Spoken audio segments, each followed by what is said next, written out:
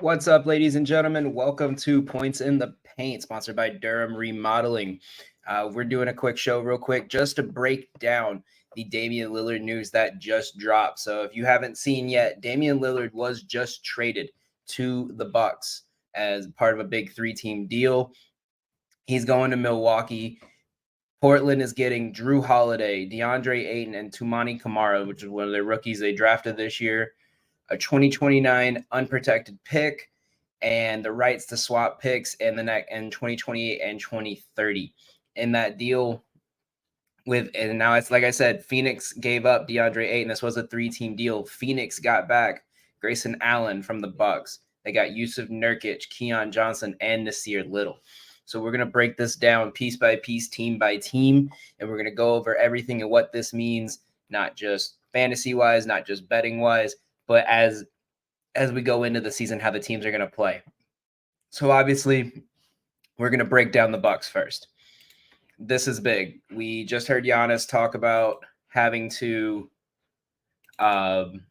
he's having to play. He wanted to play for a championship, and he said if he didn't feel this team was going in the direction of going for a championship, then he was going to have to explore his options and check out free agency at the end of his contract. This was that big statement. Now, Drew Holiday helped win him that championship. There's no denying that without Drew Holiday, they probably wouldn't have been able to make that championship out in a couple years back.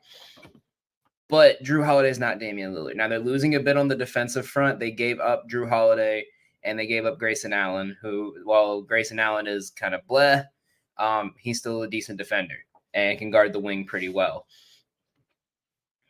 And they gave up picks showing that they're ready to commit to the future. Now, the big question is, of course, is Dame going to stay? Is he going to report to camp? Obviously, we assume they weren't going to make this trade unless they knew for a fact Damian Lillard was going to play with them. I don't think the Bucks are that stupid. So there is kind of a assumption that he's going to be playing with Giannis. I think this is a great trade for Milwaukee. You have at least 2 to 3 years of a dual star tandem that can each put up 30 points each night. You're taking a lot more stress off Giannis. He doesn't need to be putting up 35 and 20 every single night to make the championships, or even just to make the playoffs. Now you have another guy that's going to be dominating the floor as well. And for me, the big part of this, they kept Brook Lopez, which I don't think he was going to be a part of this, but Brook Lopez is a big focal point down low, and especially with them losing a couple key defensive players. Brook Lopez is definitely going to be big this season. We're going to go to the Phoenix side of it. Phoenix got Yusuf Nurkic, Grayson Allen, Nasir Little, and Keon Johnson. These are big moves. Grayson Allen fills in a backup shooting guard role that they need, a catch and shoot guy that can guard. I think he fits in well. He's really scrappy. If you follow college basketball, you know how he was. You know what he was like. I think he fits it. He's going to fit in really well with their system, the way that Devin Booker likes to play, the way Kevin Durant likes to play. That's a great pick. You have 2 players in Nasir Little and Keon Johnson who are not quite there yet. They're not at prospect level, but they're not at their full potential. And I think them playing behind Kevin Durant and learning more of an offensive game that they just weren't really getting in Portland with being behind Dame and Jeremy Grant, that definitely helps them. And the big part of this one, I think, is got to be Yusuf Nurkic. Now, Yusuf Nurkic is not DeAndre Ayton. He's had a couple injuries. He's a little farther down towards the end of his career than Ayton. But for a team in win now mode, I think it's a great move. You have a player who doesn't need the ball. He doesn't need the ball to score. He can get easy putbacks. He can put up your 10, 14 points a game and grab your rebounds for you, while all the other players are, Devin Booker, Kevin Durant are going to be shooting the ball. That's already a given. They're going to be the only ones shooting the ball. These guys are going to be filling in those roles, and Nurkic is going to be filling in that role that we saw Biyombo play great last year. We saw Jock Landale play great last year, of just get down there, get the rebound, set the screens, and give Booker and Durant the keys to the offense. And that's really what we're getting out of this. And now we go to Portland. So it was just announced by Woj. Portland is looking to deal Drew Holiday. They're not done yet. I think they're either trying to get an extra couple picks, maybe another player.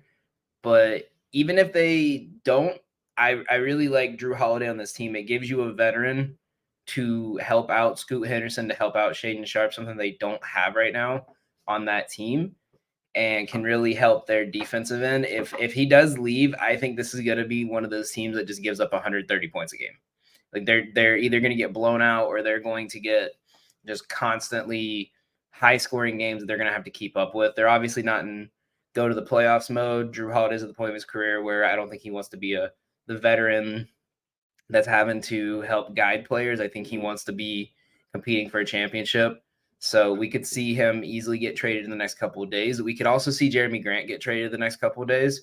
I don't know if Jeremy Grant's buying into what they're doing. We don't know anything on that. We saw him leave Oklahoma City because they were starting to rebuild. I think he could potentially request a trade. I don't with that new contract. They might have him for a bit, but I think by the trade deadline he may be gone, or by the end of the season he may be gone. This might be his year to just show his worth, to get some kind of value in trades. You have Toumani Camara, who unless you're really big into college basketball, he's really lesser known. He played with Anthony Edwards over at Georgia. He played the last 2 years at Dayton. He played fairly well at Dayton. He averaged 13 and 9 a game. He's this big, lanky, 6'8" power forward that I think he's going to fit in well with what they're going to try to do. And with that rebuild, I think he can learn from Jeremy Grant this season. I think he could even learn a little bit from Ayton, and even learn some from, especially being under Chauncey Billups, learning more about how to shoot. That was a little bit of his struggle. He played really well under the basket, but his mid-range shot wasn't the best this year. So that's a good prospect that can feed in really well to Portland. And then you obviously have the big piece is DeAndre Ayton. And you have a potential star player for the next 3 to 4 years. It's on a max contract that needed a new start. He needed a new coach. If you followed in long enough, you know he did not like the way Monty Williams coached that team. He was not a very get in your face, call you out player. He needed to be kind of nurtured and guided, and that's not what was happening in Phoenix. They wanted players to call themselves out on it. They wanted players to play better without recognition of what was going on, and that just wasn't working out with him. It's a little bit like Glenn Davis in Boston, where they were very in your face about it and he couldn't handle it. And I think Ayton is just going to be starting over with a new system, new coach. The focus isn't going to be on him again. It's good. Everything's going to be on Scoot this year. Everything's going to be on Scoot and Shaden Sharp. He's going to be able to sneak away a little bit in this, and he's going to be able to put up numbers, work on things in his game that he could not work on in Phoenix because it was win now mode on a rebuilding team. I think he's good for 20 and 10 this year. If you betting wise, if you'd like, I'd take his over on his points. I'd take his over on his rebounds. I think he's going to be really good this year. Especially now on a new team. I think this is a great move. The move that Ayton wanted. I know there's a lot of talk of swapping Ayton for Miles Turner, but that obviously didn't happen. So it's going to be, we have to wait and see over the next couple of days what these teams are going to do about some of these veterans like Drew Holiday, Jeremy Grant. Even if Phoenix might even deal Nurkic, you never know what Phoenix has got going on with their GMs doing. Great trade all the way around. Fantasy wise, the only thing I see with this is obviously you're going to get more rebounds out of Giannis because he's not going to be shooting as much. Your 3-pointers are not going to be hitting as much if you have Giannis on your team. But if you have Damien Lillard, I think it also puts a little bit of a decline. Not enough to not draft him, not enough if you're in a dynasty to trade him, but you usually see when players move like this where they go to being the only point in the offense to being in a 2-man game or a 3-man game, their numbers start to dip a bit.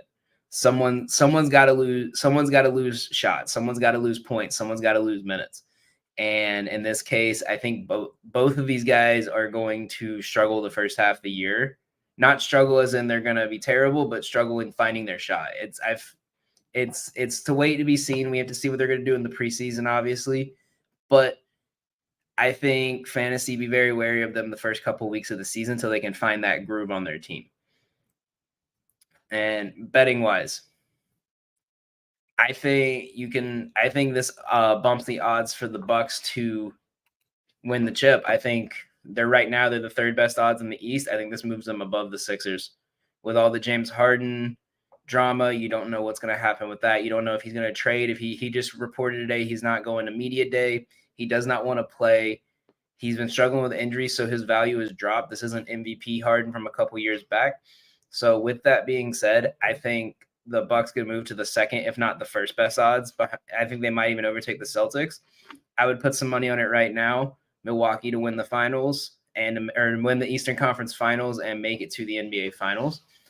Like I said, everything remains to be seen. We have to see what happens. As we get more information, we'll definitely be posting it. We'll definitely be going live and going over everything. But make sure you guys follow us on all of our pages. We'll keep you guys in the loop.